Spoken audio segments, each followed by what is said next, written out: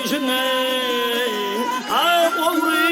Oğrin böyleyişine o tarlıcağına sevdim. Ey uzun boylu nedip bedene bir bakmayana sevdim.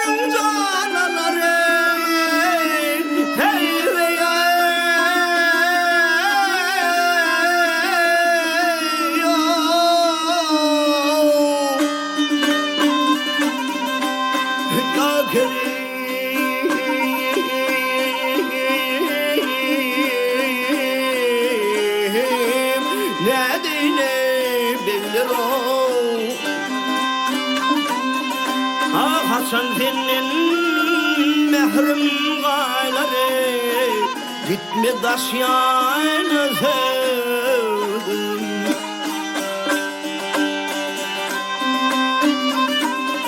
Ay keminenin yok şairesi hayalime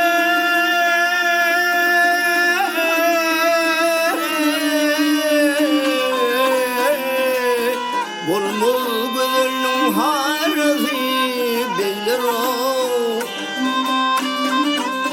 Ey kulun kıyıtkanın arası Ortamıyana sevdim.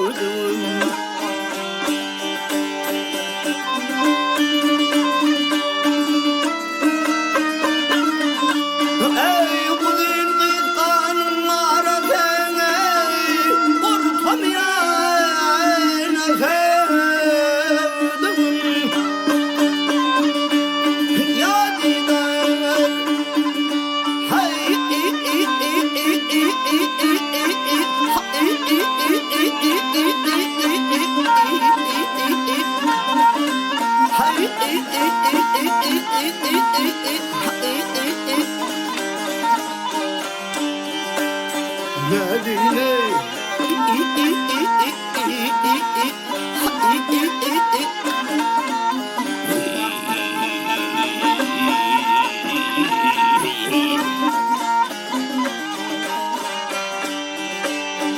Hasan senin mehrin bana de bakma her yana sevdim.